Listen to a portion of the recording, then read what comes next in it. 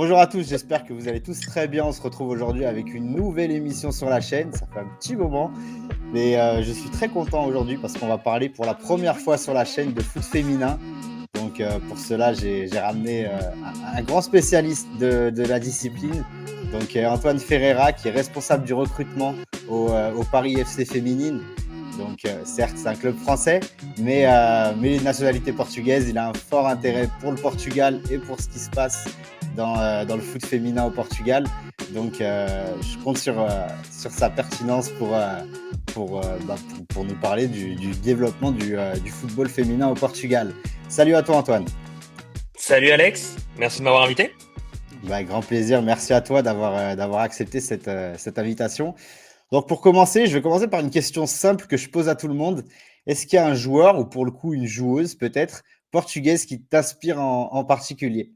Donc ça peut être un souvenir d'enfance, Ah, ce que tu veux, ce qui te vient en tête. moi, je suis très très attaché à un joueur, mais est-ce que tu peux le considérer portugais? Ça, c'est autre chose. Moi, je suis le fan absolu de Deco. Ah Ah, bah moi, oui, bah quand même. voilà. Non, mais comme il a été naturalisé, c'est pour Bien ça, c'est sûr, important de ça le compte. préciser. Non, mais moi, Deco, c'était ma vie. Ah, moi, Deco, moi, faut pas y toucher. Même encore, faut pas y toucher. Ça, y a Ouais, pas, j'ai tous ces maillots, il y a pas de, non, Deco, ok. voilà, on touche pas. Donc si tu as tous ces maillots, ça donne peut-être une indication sur le club que tu supportes au Portugal aussi. C'est ça? Écoute, il y a des choses, notamment avec le poste que j'ai parfois, que certaines personnes ne doivent pas savoir. Mais ouais, non, après, c'est pas un secret. Ouais, sur ça, c'est pas un secret. Ça marche. Et peut-être c'est aussi sur le poste que tu as joué en tant que joueur, peut-être? Non? Aussi pour Ouais? le coup. Ok. Alors ça, j'ai envie de te dire, de toute façon, tu es toujours dépendant de comment, de tes coachs, hein, et de ta formation. Mais c'est vrai que le hasard fait que ouais, on a été utilisé dans des positions très très similaires. Ouais. Ok, ben on va revenir là-dessus. Et justement, on va commencer avec ton parcours, d'où tu viens. Aujourd'hui, tu es responsable du recrutement au Paris FC féminine. Justement, je pense que la question qui s'impose, c'est comment t'en es arrivé jusque-là, si tu pouvais résumer un peu ton parcours jusqu'à maintenant. Ouais, bah écoute, moi, mon parcours, il est assez simple. Aujourd'hui, il n'y a pas de. Enfin, ça commence à apparaître, mais à l'époque où j'ai commencé, donc c'était en 2017, il n'y avait pas de formation liée au scouting, encore moins dans le foot féminin, très clairement. Donc moi, de base, je suis quelqu'un qui a la fibre coach. Moi, j'ai été coach pendant très longtemps, enfin pendant très longtemps. Ça, c'est toujours, bon, voilà, subjectif comme données. J'ai commencé à coacher, j'avais même pas 18 ans. Donc j'ai dû commencer en 2011, quelque chose comme ça, 2010, 2011. Je commençais à coacher. Je commence avec une expérience dans le foot féminin totalement aléatoire grâce à un ami à moi qui a eu lui l'opportunité en fait d'intégrer un staff technique et qui m'a proposé de venir avec lui. Et donc très vite, au bout d'à peine une semaine, j'ai pris le lead et j'ai commencé à coacher. Et je me suis, j'allais dire découvrir une passion. Non, c'est pas vrai, puisqu'en vrai, alors ça peut paraître assez bizarre parce qu'habituellement on rêve tous d'être footballeur. Moi, très tôt, très très tôt, j'ai rêvé d'être entraîneur. Donc, on va dire que cette première expérience-là, elle m'a confirmé dans le fait que je voulais être de l'autre côté, tout simplement, enfin que je préférais être dans un staff technique. Donc voilà, j'ai commencé à coacher à Argenteuil, j'ai basculé dans la création d'une section féminine à Carcassonne, donc le club de ma ville. Et derrière, je bascule au Racing à Colombes, où là, voilà, j'ai occupé plein de fonctions. J'étais adjoint sur de la senior à l'époque DH, puisque c'est de la DH. J'ai fait du 17 ans nationaux chez les garçons. J'ai fait de l'école de foot garçons également en tant que responsable. Voilà, j'ai eu diverses fonctions avant de rejoindre le PSG, où là, initialement, je devais les rejoindre en tant qu'éducateur à l'assaut. Donc, je rebasculais dans le football féminin, donc U12 féminine à l'époque. Et quelques semaines, je dirais, quelques mois avant d'arriver au PSG, d'occuper cette fonction, puisque je leur avais déjà donné un accord en amont, je reçois un appel du PSG, donc Joao Afonso, qui était l'ancien directeur du recrutement au FC Porto, à l'époque qu'on connaît tous, où Porto allait chercher toutes les pépites du monde et de l'univers. Donc il m'appelle, il m'explique voilà, qu'ils veulent créer une cellule de recrutement chez les féminines au Paris Saint-Germain. Nous, on se connaissait parce qu'il faut savoir qu'on est de la même zone au Portugal. Lui, moi et Antero Henrique. Je les connaissais pas personnellement, mais moi, évidemment, je savais ce qu'ils faisaient, puisque bah, tu connais hein, les villages au Portugal, on n'est pas 50, donc forcément, on sait un petit peu qui est qui. mais on s'était jamais rencontrés. Il a eu mon numéro via son fils, qui est un ami à moi. Et donc voilà, il m'a proposé le projet. J'y connaissais rien au scouting. J'ai été très honnête avec lui, je connaissais rien au scouting. Et là, c'est là où ils ont été impeccables, notamment Joao, qui est probablement l'une des personnes qui a été les plus importantes dans mon cursus. C'est qu'il m'a dit que c'était eux, ils allaient me former à ça, ils allaient me former au métier, qu'eux, ils avaient juste notamment besoin de mon expertise dans le football féminin, parce que j'avais été dedans pendant longtemps, que j'étais quelqu'un de la région parisienne. Et donc voilà, ça s'est fait comme ça en 2017. Je crée une cellule de recrutement féminine, donc via toute la méthodologie que Joe m'a inculquée. Et donc voilà, j'ai fait mon petit bonhomme de chemin. Je quitte le PSG en 2020 pour intégrer le Paris FC en janvier 2020 du coup. Et depuis, bah, on est là. Depuis, on est là. On a créé une cellule de recrutement ici qui n'existait pas non plus. Et donc j'ai commencé seul à l'époque et puis aujourd'hui on est 12. Aujourd'hui on est 12 au Paris FC, donc ce qui fait la plus grande cellule de recrutement déjà de France, sûr et certain. Et là, je parle que de scouts. Je parle pas d'informateurs, d'observateurs que certains clubs peuvent avoir. Je parle vraiment de scouts purs. Donc, on est 12 et c'est ce qui se fait de mieux en France au niveau du foot féminin et même probablement ce qui se fait de mieux en Europe, voire dans le monde.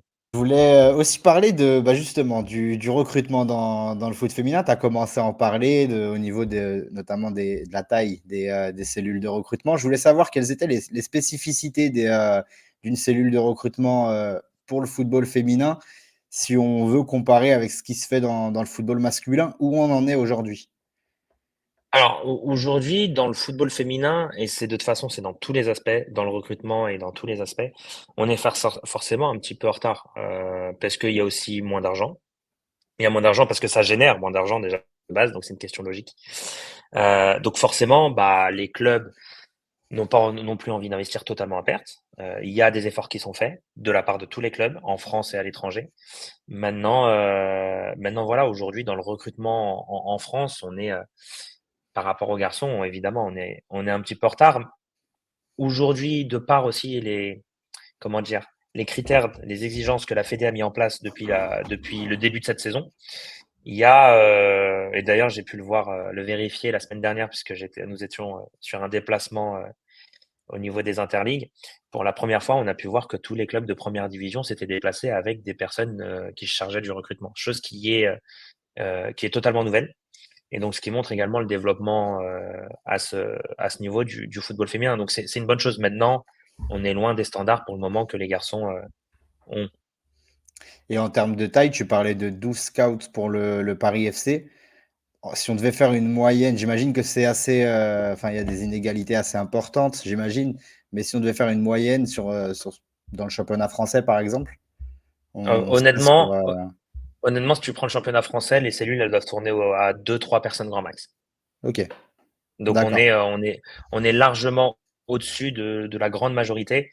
Et encore une fois, je précise bien, je parle vraiment de scouts. Je parle pas d'observateurs parce qu'il y a beaucoup de clubs qui fonctionnent avec des observateurs, donc juste des gens qui vont voir des matchs de manière aléatoire et qui remontent des infos. Voilà, nous on parle vraiment de scouts, de gens qui sont là parmi nous quasiment au quotidien, qui suivent une méthodologie, un processus de recrutement, voilà, qui suivent toutes ces choses-là. Ça veut pas dire que ce sont tous des personnes qui sont sous contrat, mais voilà, au niveau scout, au maximum par club, en moyenne en tout cas, t'en comptes 2-3. Et encore, il y en a certains, ils sont en dessous de ça, quoi. D'accord. Ok, ouais. Donc il y a des vrais écarts. Bah, Mm. j'imagine, oui, rien qu'au niveau financier, c'est normal aussi que ça se répercute sur les ressources humaines. Donc, on a justement parlé de ressources humaines. Je voulais aussi parler des outils qui sont mis à disposition. On sait qu'il y a de plus en plus d'outils, notamment au niveau des datas dans le foot masculin. Je voulais savoir aussi où ça en est dans le foot féminin. Est-ce qu'on est autant impacté par l'arrivée des datas qui a un petit peu révolutionné la façon de recruter ou de faire du scouting. Est-ce que c'est le cas aussi dans le foot féminin ou est-ce qu'on est un peu plus à l'ancienne? Bah, aujourd'hui, je vais pas te dire qu'on en est au point comme Toulouse de se baser, je dirais pas essentiellement sur ça, mais de créer des algorithmes, etc. Maintenant, aujourd'hui, il y a une avancée parce qu'il y a encore il y a quoi? Il y a encore 2 ans, il y avait pas d'outils statistiques. Donc, on commence à s'y mettre, mais sur tous les aspects. C'est pas lié qu'au recrutement. Nous, aujourd'hui, on utilise différentes plateformes aussi statistiques.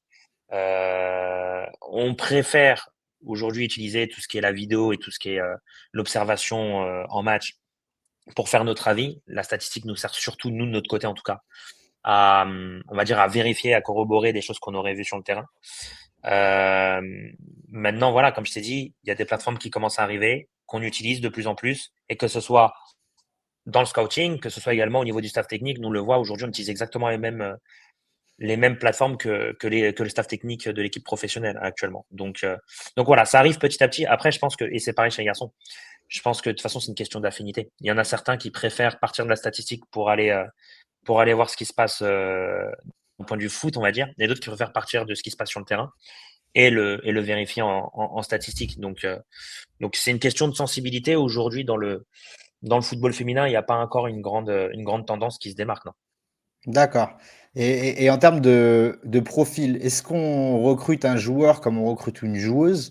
Ou est-ce qu'il y a des caractéristiques qui sont peut-être plus valorisées dans le foot féminin que d'autres qui le sont un peu moins dans le foot masculin et vice-versa? Est-ce que c'est vraiment les mêmes, voilà, l'aspect technique, l'aspect tactique, l'aspect physique, est-ce que c'est les mêmes choses c'est la même façon de faire pour recruter un joueur ou une joueuse? C'est une question qui peut être très naïve peut-être, mais j'aimerais bien avoir Non, ton sentiment là-dessus. il y a pas de question naïve. Non, non, nous aujourd'hui, il y a pas de différence faite à ce niveau-là. Il n'y a pas de différence faite. De toute façon, comme chez les garçons, on va dire que c'est tout dépend aussi de la philosophie du club. Voilà, chaque club a sa façon de travailler. Nous, on a la nôtre qui aujourd'hui porte ses fruits déjà depuis plusieurs saisons, quand on est arrivé, le club était au milieu de tableau à la 5e place. Et aujourd'hui, on a amélioré énormément de choses, pas que scouting, c'est important aussi de le dire, qui font qu'aujourd'hui, non seulement on n'est plus au milieu du tableau, puisqu'il faut savoir qu'en D1, il n'y a que 12 équipes. Donc quand je disais 5e place, c'est milieu de tableau. Aujourd'hui, bah, on se bat non seulement pour la qualif en Ligue des Champions, on y est, on bat certaines des meilleures équipes d'Europe, on lutte avec le PSG pour essayer de passer à la 2e place, puisque c'est aussi un objectif que l'on a. Mais voilà, encore une fois, aujourd'hui, c'est juste une question de politique, plus que de différenciation garçon-fille. Aujourd'hui, il y en a pas qui est faite, non. D'accord, donc on retrouve vraiment en fait les mêmes Mm. problématiques, enfin problématiques entre guillemets, que ça soit dans le foot masculin ou le foot féminin, c'est pareil en fait. C'est ça. Il y a des clubs qui ont leur philosophie et qui adaptent le recrutement à cette philosophie-là en fait. C'est C'est ça, exactement. C'est ça. Bah, en fait, oui, ça dépendra toujours, en fait, de tes problématiques, de ton environnement. Aujourd'hui, un club, enfin, je vais donner un exemple qui peut avoir l'air bidon, mais parce que ce sont nos voisins, mais le Paris Saint-Germain. Et d'ailleurs, de toute façon, j'y étais, donc je l'ai vécu, donc je peux le dire très tranquillement. Le Paris Saint-Germain n'a pas du tout les mêmes problématiques que nous. Aujourd'hui, enfin, demain, si le Paris Saint-Germain veut faire un mercato pendant la période de mercato, ils peuvent se le permettre, ils pourront surpayer. Nous, aujourd'hui, bah, on a des problématiques qui sont différentes, où déjà, on peut pas accumuler les profils, et on est obligé d'anticiper un maximum, parce que sinon, on a des problèmes. Donc voilà, chaque club a ses problématiques, chaque club a son environnement. Voilà, on s'adapte à ça, et c'est comme chez les garçons, exactement la même chose. d'accord. Et justement pour parler du cas du Paris FC, toi un mercato estival, tu le prépares quand? Tu commences à le préparer quand? Honnêtement, on le prépare dès que la saison elle a commencé, on est déjà dessus, hein, voire même avant. Dès qu'il y a la pré-saison qui arrive, on est dessus, on bosse vraiment avec beaucoup d'anticipation, parce qu'aujourd'hui, d'autant encore plus cette saison, parce qu'il y avait la Ligue des Champions, on jouait tous les 3 jours, et aujourd'hui on a cette posture. En tout cas, moi j'exige qu'on ait cette posture-là, nous au scouting, qu'on soit aujourd'hui, on est des conseillers, nous aujourd'hui, on est personne pour imposer quoi que ce soit. Et inversement, on ne travaille pas pour le staff technique. Donc, c'est-à-dire que demain, la coach, que ce soit du centre de formation, le coach du centre de formation ou la coach AD1, ne nous dit pas, il faut que tu ailles voir cette joueuse et on y va. Non, c'est pas comme ça. Mais inversement, nous, on n'impose pas non plus des joueuses. Voilà. Donc, ce qui fait que ce processus-là, il demande du temps. Donc, tu es obligé de t'y prendre, voilà, comme je t'ai dit, début de saison. Parce que là, cette année, avec la Ligue des Champions, tu jouais tous les 3 jours. Bah, va demander à la coach de trouver 1 heure de son temps, alors qu'elle a un match contre le Real Madrid à préparer. Voilà, donc aujourd'hui, ça te demande du temps déjà pour chercher, ensuite pour faire le point régulier avec coach du centre, coach pro, etc. Et derrière, après, tu as tous les aspects, tu as la négo, quoi. Tu as la négo et c'est très très long parfois la négo. C'est très très long, ça peut prendre des mois. Et les fameux 12 scouts, comment ils se répartissent le travail? Est-ce que c'est par secteur géographique peut-être? Ou par... Alors, ils sont tous répartis par secteur géographique, mais ils n'ont pas les mêmes tâches. D'accord. Aujourd'hui, j'ai 3 scouts qui sont avec moi sur la partie pro. J'ai ce que j'appelle un scout master, qui est du coup le responsable de mon recrutement pour le centre de formation, qui lui est une sorte d'électron libre au niveau pro. Donc lui, il a ce regard sur ce qu'on fait chez les pros, nous propose des joueuses, parce que de toute façon, si tu es le gars qui décide aussi sur ce qui se passe chez les jeunes, bah, c'est que tu es allé chercher des joueuses avec l'ambition qu'elles intègrent l'équipe pro. Donc tu es obligé de savoir ce qui se passe au-dessus. Donc on a ce Scout Master là. J'ai un Scout Master sur la préfo également. Et avec eux, il y a six scouts du coup qui sont uniquement dédiés aux jeunes, donc centre de formation et pré-formation. Et en fait, que ce soit mes scouts pro, que ce soit mes scouts chez les jeunes, ils sont tous répartis géographiquement. Donc chez les pros par rapport à des ligues de voilà certains pays qu'on a nous ciblés, et chez les jeunes par rapport tout simplement à la région parisienne, puisque c'est ce qu'on cible en priorité. Donc, on a divisé la région parisienne en plusieurs zones. Et elle est donc actuellement entièrement quadrillée par ces 6 scouts et qui sont eux-mêmes épaulés donc et par moi et par mes 2 scout masters. Donc, ce qui fait qu'aujourd'hui, on a un quadrillage total de la région, voilà, nous, aujourd'hui, on juge que si tu arrives à être très bon sur le vivier parisien, quoi qu'il arrive, tu auras des très bonnes choses. Quoi qu'il arrive. Aujourd'hui, tu ne peux pas, tu peux pas te tromper sur ce vivier-là. Aujourd'hui, tu as le plus grand vivier du monde depuis des années, c'est prouvé, c'est vérifié. Voilà. Donc nous, on n'a pas la nécessité d'avoir des scouts qui vont dans le nord, etc. On a la possibilité de le faire. Donc on le fait. Bah, typiquement, moi, je pars à Amiens demain. Donc on a la possibilité de le faire, mais c'est des choses qui sont ponctuelles pour des joueuses qui sont hors normes. Voilà. Tout le reste, on prend tout sur Paris. Donc voilà comment est-ce qu'on répartit tout ça, quoi. D'accord, donc ce sentiment-là qu'on a sur le foot masculin avec ce fameux meilleur vivier du monde qui est dans la région parisienne, on parle souvent de Paris et de Rio de Janeiro notamment, c'est aussi le Mhm. cas dans le foot féminin, c'est aussi les deux zones géographiques qui ressortent Bah, ou honnêtement, peut-être pas. le Le Brésil, à Brésil, l'heure non? actuelle, peut-être un peu moins, parce que je pense ils ont peut-être un petit peu de difficulté à structurer un petit peu ce qu'ils font. Ça commence à venir, j'ai cru comprendre. Ils commencent à investir, notamment financièrement, notamment les gros clubs, sur le football féminin. Maintenant, en France, nous, là, si on fait le bilan des joueuses parisiennes qui sont dans tous les plus grands clubs mondiaux, je dis même pas qu'européens, hein, dans tous les plus grands clubs mondiaux, parce qu'aujourd'hui, il y a les États-Unis aussi qui ont une place importante. C'est indécent. C'est indécent, franchement.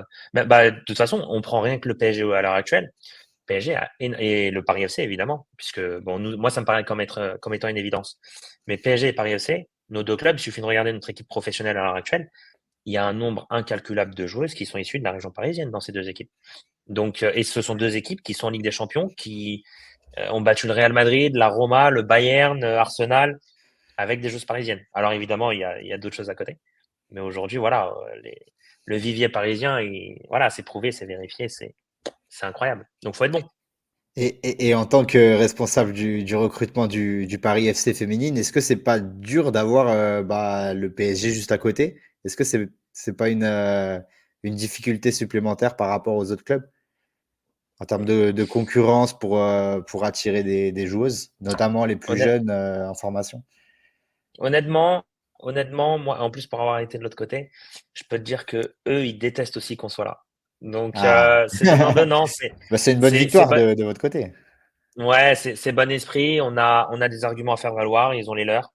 On est souvent en concurrence sur les mêmes profils. Ça fait partie du jeu. Il faut l'accepter. Maintenant, voilà. Ouais, forcément, on aurait préféré être tout seul. Mais il y a suffisamment de talent en région parisienne pour s'en sortir. Et puis, comme j'ai dit, voilà, je suis également conscient que aujourd'hui, ils sont pas très contents de nous avoir à côté. Donc c'est une bonne guerre. Ouais, mais c'est bon signe, de toute façon, c'est Ouais, tout à fait. c'est une petite victoire. Tout à Et fait. bon, on a parlé beaucoup de la région parisienne, on va parler un peu plus ce qui se fait au Portugal. Donc déjà, je voulais savoir, toi, en tant que binational, quel rapport tu avais avec le Portugal d'une manière un peu plus globale? Moi, le Portugal, je suis, comme je te confiais tout à l'heure, moi aujourd'hui, à part peut-être le permis de conduire et le fait de vivre ici, évidemment, je renie pas du tout la France, hein, je le précise parce que je sais que les propos peuvent être interprétés bizarrement de nos jours. Non, non, aujourd'hui, le Portugal, c'est mon pays, plus que mon pays de cœur, c'est mon pays tout court. J'ai, moi, depuis petit, pour la petite anecdote, j'ai même passé mon bac en portugais, pour te dire. Aujourd'hui, Ok. Moi, j'étais dans un lycée international. Donc voilà, moi aujourd'hui, mon rapport au Portugal, moi, toute ma famille est au Portugal. Le peu qui sont un petit peu à l'étranger, parce que j'en ai aux États-Unis et en Espagne aussi, on se revoit aussi au Portugal. Il y a des périodes de ma vie où j'ai passé des mois et des mois là-bas. Quand je dis des mois, c'est pas que les vacances d'été. Donc non, non, j'ai un rapport très, très, très fort avec le Portugal. Ouais. D'accord. Et donc, du coup, bah, ça se répercute aussi sur ta passion, qui, enfin, ta passion et ton travail aussi, sur le foot féminin. J'imagine que tu es particulièrement attentif à ce qui se passe au Portugal. Ouais, ouais, totalement. Bah ça, on a cette sensibilité-là. J'ai ce rêve, ce mini rêve un jour de signer une joueuse portugaise. Je l'avais déjà au PSG. Maintenant au Paris FC, c'est toujours pas arrivé. Parce qu'il faut pas non plus, faut pas qu'on fasse n'importe quoi. Il faut que ce soit pertinent. Mais ça serait bien de réussir à participer aussi à ce développement-là en permettant à des joueuses de là-bas de s'exporter et de venir jouer dans ce qui est probablement le meilleur championnat du monde, ou en tout cas l'un des tout meilleurs. Ouais. Ouais, moi j'ai l'impression que le foot portugais a longtemps été mis de côté, le foot féminin a longtemps été mis de côté au Portugal. Est-ce que pour toi qui suivais ça de plus ou moins loin, ça a été une sorte de frustration où tu te disais, mais il y a quand même du potentiel qui n'est pas exploité, quoi. C'est ce que tu as ressenti ou pas? Frustration, non. J'ai senti ouais qu'il y avait du potentiel pas exploité. Maintenant, on était aussi, en tout cas il y a 10 ans, quand je faisais le bilan il y a 10 ans, on était aussi au sein d'une société où voilà le football féminin, on va pas se mentir, il n'était pas développé, en tout cas dans très peu de pays. Et aujourd'hui, le Portugal, bah, il faisait partie de cette multitude de pays qui n'avaient pas misé dessus. Donc, on va dire, ça, c'est super triste à dire, mais on va dire que ça faisait partie de la normalité. Et tu sais, c'est comme pour tout, lorsque c'est une normalité, tu ressens pas vraiment de frustration, t'es presque, voilà, c'est presque une fatalité pour toi. Maintenant, les choses ont un petit peu changé. Ils ont décidé d'investir. Le football féminin, il avance vraiment bien là-bas. Je pense que très honnêtement, il y a 3 pays aujourd'hui qui avancent à une vitesse de fou malade dans le football féminin. Le Portugal en fait partie. Pour des raisons différentes des deux autres. Hein. T'as l'Angleterre qui a évolué de fou, qui avait déjà un certain niveau et qui aujourd'hui passe un cap enfin, de ouf d'un point de vue économique, notamment, ce qui leur permet aussi d'attirer les toutes meilleures joueuses du monde désormais. T'as l'Italie qui s'est structurée sportivement et économiquement. Bon, ils n'ont pas encore le niveau sur les deux plans des grands pays européens comme l'Angleterre ou la France.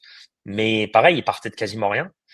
Et tu as le Portugal. Qui le Portugal, eux, ont peut-être des difficultés économiquement parlant, mais tu as des clubs qui sportivement se structurent très bien. Tu as Benfica qui fait des parcours, franchement, rien à dire, qui aujourd'hui, pour donner un peu la notion aux gens de ce que Benfica est en train de réaliser, Benfica était le seul représentant portugais avec des champions depuis toutes ces années-là, depuis peut-être 4 ans, je dirais.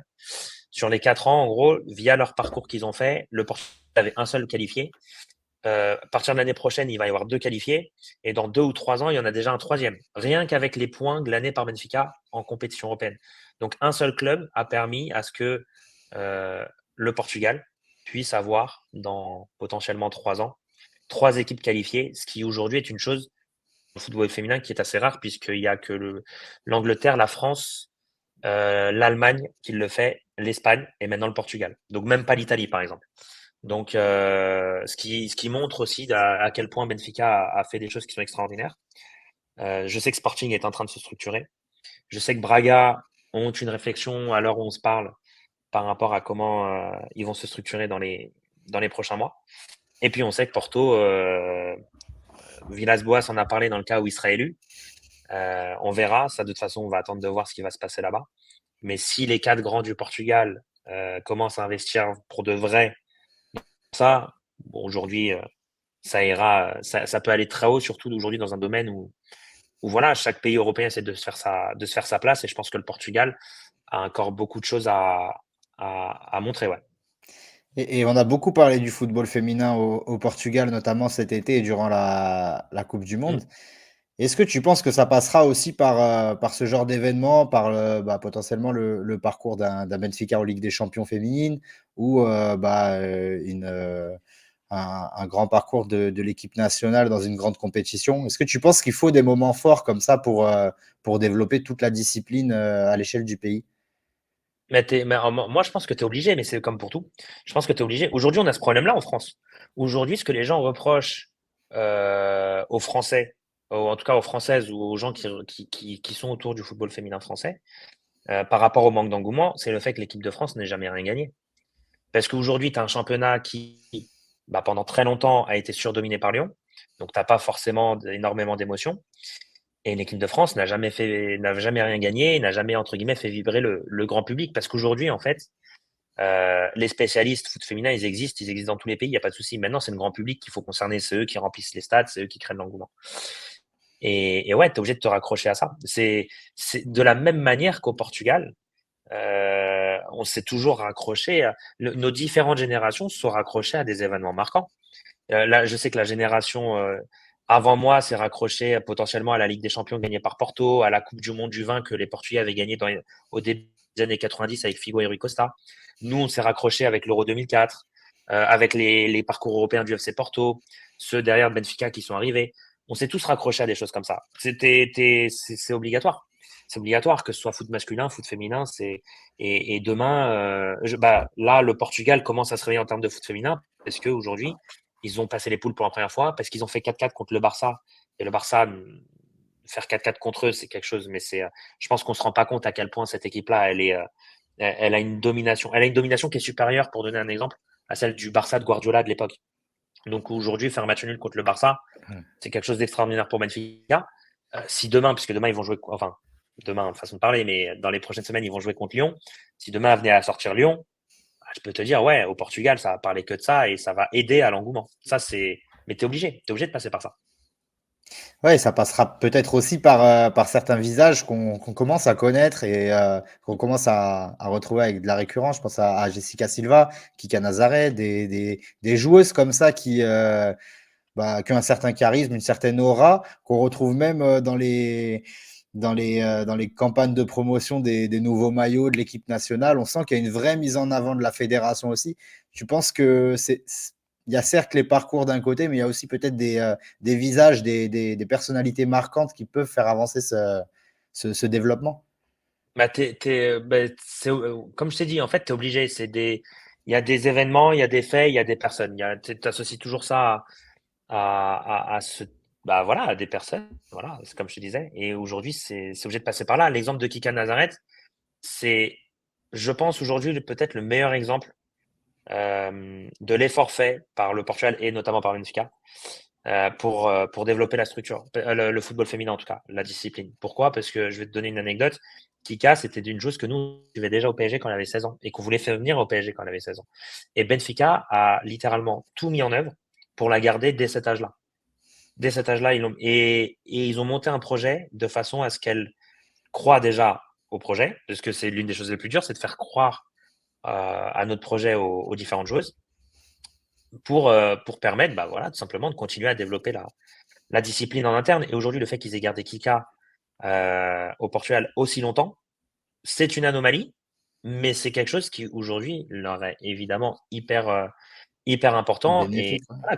voilà, et comme tu l'as dit, aujourd'hui, moi, je sais que les jeunes joueuses au Portugal, pas forcément que supportrices de Benfica, mais elles se voient de ouf en elle. Voilà, aujourd'hui, la tête d'affiche, c'est elle. Voilà, comme nous, on fait le comparatif avec les garçons, mais comme nos générations avec Cristiano, avec les Figo, on a tous eu à l'époque, parce qu'on n'a pas parlé des faits marquants, mais la génération encore d'avant, c'était la Coupe du Monde 66 avec Eusebio. Voilà, fait marquant. Et comme tu l'as dit, il y a une tête, il y a une sorte de tête de gondole, quoi. Et actuellement, c'est Kika. Ouais. Et ouais, c'est marrant que tu me dises, mais qu'il y a quand même cet intérêt des grands clubs français. Bah, tu parlais du PSG et je mets le Paris FC aussi dans le lot pour le championnat portugais, pour ce qui commence à sortir du championnat portugais en termes de profil, en termes de potentiel des joueuses. Enfin, il y a quand même, ça fait partie des clubs des championnats qui sont particulièrement scoutés par les cellules françaises du coup. Ouais, totalement, parce que déjà aussi, ils sont de toute façon pas structurés encore de manière professionnelle. Donc, on va pas se mentir qu'aujourd'hui, d'un point de vue économique, c'est des choses qui sont intéressantes pour nous. Mais comme ils se structurent suffisamment d'un point de vue sportif, aujourd'hui, tu as des potentiels qui sortent de là-bas. Tu as Sporting qui a sorti pas mal de monde aussi ces dernières années. Benfica moins, mais parce que Benfica, ils arrivent à les garder. Mais Sporting, vu qu'ils n'arrivaient pas à les garder, tu as des filles. Enfin, je donne l'exemple Andrea Jacinto qui est à la Real Sociedad. C'est une joueuse qui est de la sélection également, qui est sortie de Sporting, je crois, il y a 2 ans. C'est une joueuse, pareil, c'est une top joueuse. Donc, il y a les Espagnols qui commencent à regarder. Et je sais que nous, en France, en tout cas, moi, d'un point de vue personnel, j'ai un scout du coup qui est missionné aussi sur le Portugal. Oui, oui, il y a voilà, c'est un championnat voilà, on est très, très regardant. On est très regardant. D'accord. Et pas que sur les gros clubs, entre guillemets, parce que j'ai vu qu'il y a aussi certains clubs qui essayent d'émerger, qui essayent de se faire une place aussi. On parlait tout à l'heure de l'absence du FC Porto. Peut-être pour certains clubs, c'est l'occasion aussi de montrer ce qu'ils savent faire à travers le football féminin. Ah, mais il y a des clubs, j'allais dire plus petits, mais il faut pas que ce soit mal interprété. Non, non, non, Il y a des mais clubs, plus voilà, modeste, ouais. voilà, plus modestes. C'est un très bon terme, tiens. Des clubs plus modestes qui travaillent très, très bien. Aujourd'hui, ils sont en train de confirmer d'ailleurs. Tu as Damaïs qui sont vraiment qui travaillent bien par rapport notamment aux moyens qu'ils ont, qui travaillent vraiment bien. Et puis ouais, comme tu as dit, tu as des profils qui émergent. Enfin, aujourd'hui, tu vois, l'une des attaquantes en sélection portugaise, c'est Telma Encarnação. Et Telma, elle joue no Marítimo. Maritimo? Donc Ouais. voilà, donc au Marítimo, on peut pas dire non plus que ce soit une énorme structure. Bah, ils ont un terme qui aujourd'hui, très honnêtement, fait partie. Alors après, il y a plein de choses qui englobent cette jeune joueuse et je vais pas rentrer dans ces débats. Mais aujourd'hui, en termes de talent pur, cette joueuse-là, c'est ce qui se fait de mieux au Portugal. Elle est extraordinaire, cette jeune joueuse. Donc ouais, ouais, non, t'as les clubs aussi plus modestes auxquels on est attentif, ouais. Mais est-ce que les meilleurs, enfin, quelle place auraient les meilleures joueuses du Portugal dans le championnat français? Est-ce que le gap, il est actuellement trop élevé pour que qu'elle puisse se faire une place ou il commence à se réduire à tel point que potentiellement il pourrait y avoir des vagues de joueuses issues des clubs portugais qui viennent renforcer les clubs français et apporter une réelle plus-value à ces clubs? Non, mais en fait, ça dépend de la joueuse. Ça dépend de la joueuse. Bah, Jessica Silva, elle a déjà Oui, elle joué à a Lyon, déjà joué à Lyon, ouais. faut le savoir. Kik Nazaré, bah, moi, demain, on me dit il y a une possibilité pour le Paris FC, je vais la chercher à l'aéroport et je m'occupe d'elle, il n'y a pas de souci, hein. Moi, non, non, c'est une joueuse à Lyon, au PSG, elle joue tous les jours, cette fille-là aussi. D'accord. Non, non, t'as des profils au Portugal. Demain, ils viennent au PSG à Lyon. Alors, ils sont pas 50, évidemment. Là, on a cité ces deux-là. Après, la grande majorité des autres profils seront des profils pour des clubs intermédiaires, potentiellement même pour nous, justement. Donc voilà, mais pour intégrer Lyon et PSG, voilà, qui Canazalais, demain je suis Lyon et le PSG, bah, je me pose vraiment la question parce que pour le coup, c'est une joueuse, bah ouais, elle peut jouer tous les jours dans ces deux équipes-là, sans aucun problème. Donc non, non, il y a une vraie progression, ouais. D'accord, bah ouais, c'est super, super intéressant ce que tu me dis et c'est vachement positif et ça laisse entendre que les prochaines années seront très bonnes pour le foot féminin au Portugal. Toi, tu serais plutôt optimiste du coup, tu as l'air vachement optimiste par rapport à ce qui se fait. Est-ce que tu penses que il y a le potentiel pour le Portugal et notamment pour l'équipe nationale portugaise de figurer d'ici quelques années, ça peut être du moyen terme évidemment, ou voire même du long terme, mais figurer parmi, je sais pas, peut-être le top 10 mondial un jour? Ou est-ce que tu penses qu'il y aura un plafond de verre, quel qu'il soit d'ailleurs, pour empêcher une telle progression? Bah, écoute, pour l'instant, on n'y est pas parce que bah, t'es encore en pleine, voilà, t'es encore en pleine progression. Maintenant, tu peux. Très clairement, tu peux parce que tu as un vivier. Parce que mine de rien, au Portugal, voilà, je vais pas t'apprendre, hein. Aujourd'hui, garçon, fille, tout le monde tape un peu dans le ballon, etc. Tu peux trouver du talent. Tu as des systèmes de formation qui sont très développés là-bas, garçons et filles. Donc, ce qui fait que voilà, tu peux développer des potentiels avec une facilité assez déconcertante. Euh, voilà, maintenant, il faut continuer à bosser. Surtout que il y a d'autant plus de la place parce que aujourd'hui, tu as une densité dans les grosses équipes qui est beaucoup moins forte que ce qui se passe chez les garçons. Aujourd'hui, très honnêtement, tu as les États-Unis, tu as la France, tu as l'Espagne, T'as l'Angleterre qui maintenant voilà, se repositionne bien aussi. Je suis obligé de mettre l'Allemagne dedans parce que l'Allemagne, ils sont en perte de vitesse de ouf actuellement, mais ils vont réussir à ressortir des profils.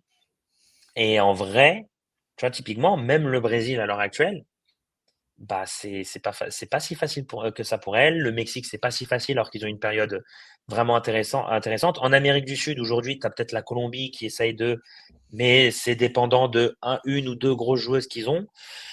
Honnêtement, tu as la place allez, je dirais, dans les 6-7 ans, d'autant plus que tu commences à sortir des générations qui sont intéressantes dans les catégories les plus jeunes. Dans les 6-7 ans, si tu travailles bien, pourquoi pas? Mais quoi qu'il arrive, il faut travailler. Là, moi, je suis incapable de te dire aujourd'hui, dans 5 ans, on sera dans le top 10. C'est impossible. C'est impossible, on est encore trop loin. Maintenant, voilà, il faut travailler. Et en plus, comme je t'ai dit, voilà, tu as une génération, la génération 2000, 2001, même les 2003 derrière qui s'en suit, qui aujourd'hui peuvent te permettre, peut-être dans les prochaines années, d'espérer te rapprocher de tout ça. Ça serait et déjà de passer des phases de poule de compétition majeure parce que ça n'a pas été le cas. Ça n'a pas été le cas et je pense que ça peut être déjà le premier objectif. Ouais.